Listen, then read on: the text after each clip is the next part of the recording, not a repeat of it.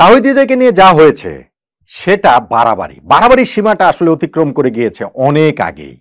একটা ঘটনার প্রেক্ষিতে যেইভাবে বাংলাদেশ ক্রিকেট বোর্ড রিয়্যাক্ট করেছে, একের পর এক সিদ্ধান্ত তারা পরিবর্তন করতেই থেকেছে, সেটা নজিরবিহীন, ন্যাক্কারজনক।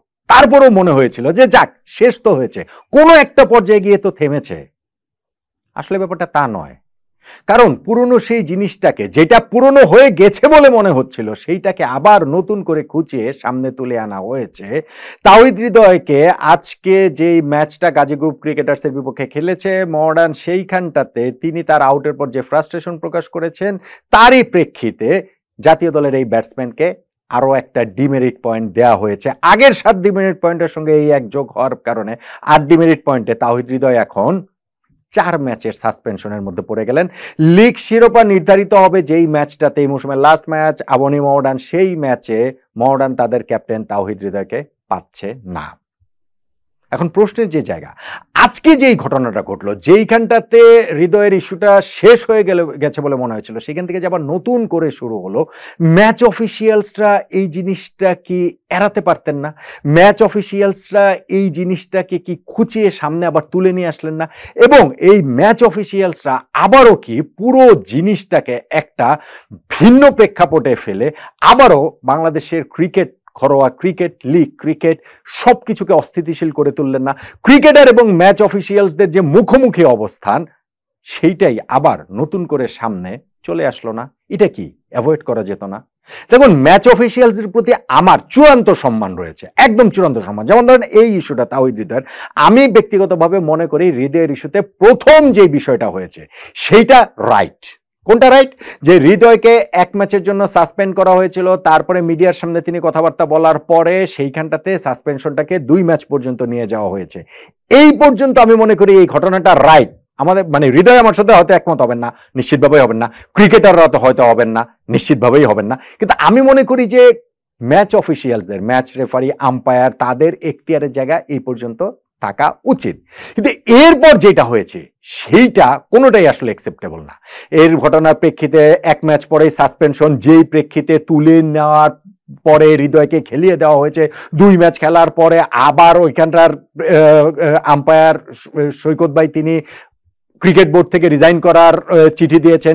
তারপরে আবার তার সঙ্গে মিটিং করে ক্রিকেট বোর্ড বলছে যে না, শাস্তি আবার দেওয়া হবে, ফলে সৈকত ভাই হচ্ছে গিয়ে ওই রেজিগনেশন লেটার তুলে নেবেন। আবার এটার প্রেক্ষিতে হচ্ছে গিয়ে ক্রিকেটাররা যে বোর্ড প্রেসিডেন্টের সঙ্গে মিটিং করছেন, তার প্রেক্ষিতে হৃদয়ের শাস্তি আগামী বছর চলে গেছে। এগুলো কোনোটাই ঠিক হয়নি। এই যে পরবর্তীতে যেই ঘটনাগুলো ঘটেছে সেগুলোর কোনোটাই ঠিক হয়নি। কিন্তু তারপরে তো মনে হচ্ছিল যে ঘটনাটা শেষ হয়েছে, যতই হাস্যকরভাবে শেষ হোক, শেষ তো হয়েছে। লাস্ট যে জিনিসটা হয়েছে যে হৃদয় আগামী বছরের লিগের ফার্স্ট ম্যাচে গিয়ে সাসপেন্ড থাকবেন, তার ওই স্থগিত নিষেধাজ্ঞাটা কাটাবেন। তখন তিনি মডার্নে থাকেন নাকি অন্য কোনো ক্লাবে চলে যান, এইটা ভাই নজিরবিহীন, এরকম আসলে হতে পারে না। তো আমি বলছি যে প্রথম সাসপেনশনের পরে যা যা ঘটনাগুলো ঘটেছে, বারবার যে ক্রিকেট বোর্ড সিদ্ধান্তগুলো পরিবর্তন করেছে, সবগুলোই আসলে আমি মনে করি ভুল। কিন্তু আমি বলছি প্রথমটা ঠিক, তার মানে ম্যাচ অফিসিয়ালদের প্রতি আমার সেই চূড়ান্ত সম্মানটা রয়েছে।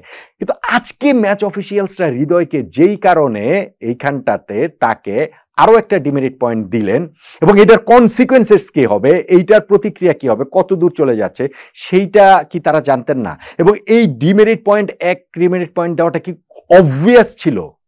দেখুন, হৃদয়ের আউটটা যদি আপনি খেয়াল করে দেখেন, সেখানে হচ্ছে কি ওয়াসি লেগ স্পিনার বলটা অফ স্ট্যাম্পের বাইরে সেটা পিচ করেছে, হৃদয় সেটা হচ্ছে গিয়ে কাট করতে গিয়েছিলেন, ওইটা কিপারের গ্লাভসে বল লেগে তারপরে হচ্ছে গিয়ে চলে গেল, হচ্ছে গিয়ে গালির ফিল্ডার ক্যাচ ধরেছেন। এখন হৃদয়ের ওইখানটাতে আউট হওয়ার পর তার যে ফ্রাস্ট্রেশন, একজন ক্রিকেটার আউট হলে তার তো একটা ফ্রাস্ট্রেশন থাকবে, ফ্রাস্ট্রেশন থাকবে না? সেই ফ্রাস্ট্রেশনের একটা প্রকাশ ছিল। তিনি হচ্ছে গিয়ে পিচের দিকে হচ্ছে গিয়ে কি বলেছিল, ব্যাট দিয়ে তিনি দেখাচ্ছেন, তারপরে মাথা নাড়তে নাড়তে তিনি চলে গিয়েছেন। আপনি আমাকে বলেন যে হৃদয় ওই সময়, আপনি আবার যান ওইখানটা, আবার ভিডিওটাতে দেখেন, আবার করেন, হৃদয়কে আম্পায়ারের উদ্দেশ্যে কিছু বলেছেন, হৃদয় কি বলেছেন যে না, তার মানে ব্যাট মানে হচ্ছে গিয়ে বলটা ব্যাটে লাগেনি, তাকে হচ্ছে গিয়ে না লাগার প্রেক্ষিতে আউট দিয়ে দিয়েছেন, এরকম কিছু বলেছেন? না। একজন ক্রিকেটার আউট হলে তার একটা স্বাভাবিক ফ্রাস্ট্রেশন থাকে, সেই স্বাভাবিক ফ্রাস্ট্রেশনটা হৃদয় প্রকাশ করেছেন, যেই কারণে তাকে 1 ডিমেরিট পয়েন্ট দেওয়া হচ্ছে। এখন এই 1 ডিমেরিট পয়েন্ট দেওয়ার প্রেক্ষিতে হৃদয়ের ডিমেরিট পয়েন্ট হয়ে গেছে 8, ফলে তিনি 4 ম্যাচের সাসপেনশনে পড়ে গেছেন। এইবারের লিগের লাস্ট ম্যাচ, যেটা সবচেয়ে গুরুত্বপূর্ণ, সেখানেও খেলতে পারবেন না এবং আগামী লিগেরও প্রথম 3টা ম্যাচ তিনি খেলতে পারবেন না। এখন আমার যেটা প্রশ্নের জায়গা, বাংলাদেশের ক্রিকেটাররা এবং ম্যাচ অফিসিয়ালসরা, এই আম্পায়ার, ম্যাচ রেফারি, এই গত কয়েকদিনের এই তাওহিদের ঘটনা প্রবাহিত একটা মুখোমুখি অবস্থানে না, দুই পক্ষকে ট্রাস্ট করতে পারছে না এরকম একটা অবস্থানে না, দুই পক্ষের কাছ থেকে রেসপেক্ট লুজ করছে এরকম একটা অবস্থানে না। এখন ক্রিকেট বোর্ড যতই বারবার ওইটাকে মিনিমাইজ করার জন্য সিদ্ধান্ত পরিবর্তন করে একটা জায়গাতে তো নিয়ে এসেছে, কোনো একটা পর্যায়ে তো নিয়ে এসেছে, সেই জিনিসটা যখন হৃদয়ের ক্ষেত্রে এটা আরেকটা ডিমেরিট পয়েন্ট যোগ হয়ে এটা সাসপেনশন 4 ম্যাচে চলে যাবে, এই লিগের লাস্ট ম্যাচ খেলতে পারবে না, ফলে এই জিনিসটা আবার নতুন করে রিসার্ফেস করবে। এটা কি আমাদের ম্যাচ অফিসিয়ালসরা জানেন না, বোঝেন না? অবশ্যই বোঝেন। এখন আপনি বলতে পারেন যে ভাই এটা তো একটা ইন্ডিভিজুয়াল ঘটনা, একটা এই ঘটনার প্রেক্ষিতে তাকে 1 ডিমেরিট পয়েন্ট দেওয়া যেতেই পারে। আমার কাছে মনে হয়েছে যে এই 1 ডিমেরিট পয়েন্ট দেওয়াটা হার্শ, আমার কাছে মনে হয়েছে হার্শ। কিন্তু যদি দেওয়ার কথা ভাবেন, তখন কিন্তু তাদের এই কনসিকুয়েন্স গুলো তারা ভাববেন কিনা বা ভাবা উচিত কিনা, আমার প্রশ্নের এইটা একটা বড় জায়গা।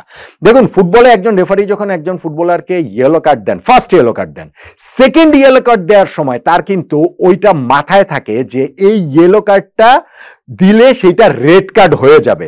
সো এই কনসিকুয়েন্সটা মাথায় রেখে, ধরেন ওই একই রকম ফাউল, ধরেন সেকেন্ড ইয়েলো কার্ডের ক্ষেত্রে একজন ফুটবলার যদি করেন, কিন্তু ওই তাকে নাও রেফারি দিতে পারেন অনেক সময়, কিন্তু ওই সেম ফাউলটা যেই প্লেয়ারটা ইয়েলো কার্ড ওই ম্যাচে খাননি তাকে কিন্তু দিয়ে দেন, এই সেন্সে যে তার তো এটা ফার্স্ট ইয়েলো, কিন্তু সেকেন্ড ইয়েলো হলে হচ্ছে গিয়ে এইটাতে রেড কার্ড হয়ে যাবে।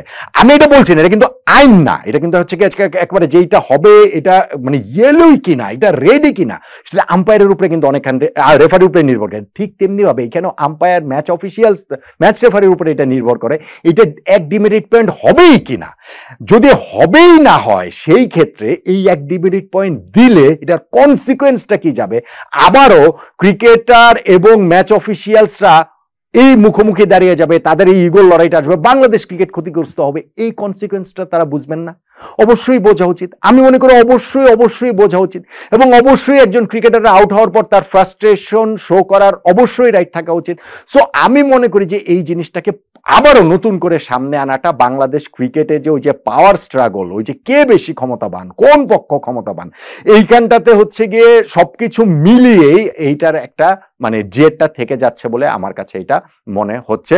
আমি এটা মনে করেছিলাম যে এইটার ওই কনসিকুয়েন্সেস কথাটা ভেবে এই জিনিসটা না করলে বরং এটা বাংলাদেশ ক্রিকেটের জন্য ভালো। এখন কি হবে আমরা জানি না, এখন কিন্তু কি হবে আমরা জানি না। আবারও মডার্ন ম্যাচটা কি আদৌ হবে কিনা আপনি আমাকে বলতে পারেন, আমি একটু আর্লি বলে ফেলছি।